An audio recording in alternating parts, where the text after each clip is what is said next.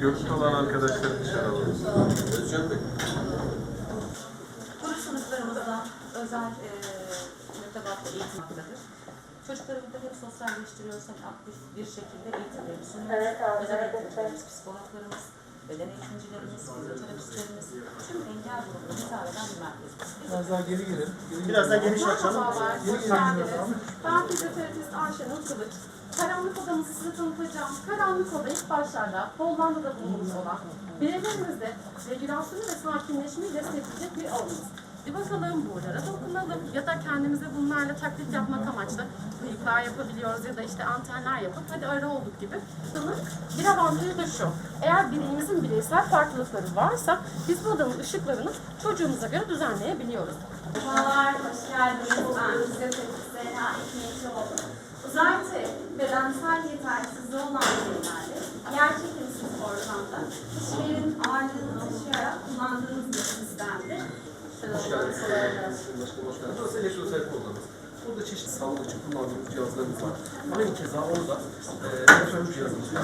Güzel de bir katılım var, güzel bir eğitim var ve güzel de sonuçlar alıyoruz. Açanlara ilk önce teşekkür ediyorum. Ben çocuğum konuşmam ve zihinsel yetersizlikle başladı. Sağ olsunlar buradaki hocalarımız, onların yardımlarıyla konuşması ileri derecede düzeldi. Okuldaki başarısı arttı. 18 ayımızı geçirdik. Allah'ım burada olan herkese de bizim gibi mezun olmayı nasip etsin. Elde ayakta gözde kulakta değil. Nasırlaşmış kalbine yaşamayan gözdür engellilik. O yüzden dünya burada engelli. Aylan bebek Ege denizinde kıyıya vuruyorsa ve çocuklar ölüyorsa bu dünya engelli. Bizim medeniyetimiz sevgili peygamberimizin zamanında engelli valimiz var bizim. Engelli valimiz.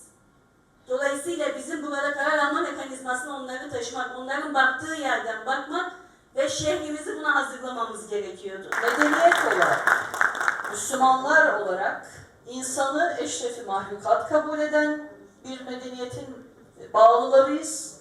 Öbür taraftan eşrefi mahlukatin kendi içinde engeli olabilir, görmeyebilir, duymayabilir. Bunların her birisinin bizim için bir imtihan olduğunu, bir lütfun da imtihan, yoksulluğun da imtihan olduğunu biliriz. Buna inanırız. O yüzden her birimiz varlıklı olan, varsıl olan diğerine yardım olarak ederek imtihanını tamamlar. Yoksul olan da o hali iyileştirmeye çalışarak imtihanını tamamlar. Bizim engellilikle alakalı yahut hayatın başka alanlarındaki başka zorluklarla alakalı bakışımız budur. İnsana hizmet etmenin hakka hizmet etmek olduğunun farkında olarak bu çalışmaları sürdürüyoruz.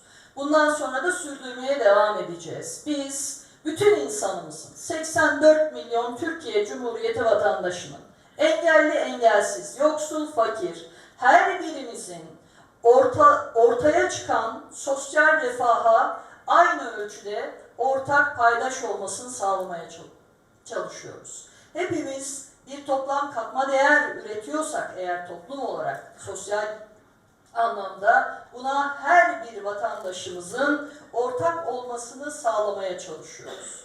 Her birimiz bu mekanizmanın içerisinde nereyi işgal ediyorsak orada vatandaşın hizmetine, vatandaşın menfaatine, vatandaşın geleceğine yönelik elimizden gelen her türlü hizmeti vatandaşa sunmakla kendimizi mükellef sayıyoruz.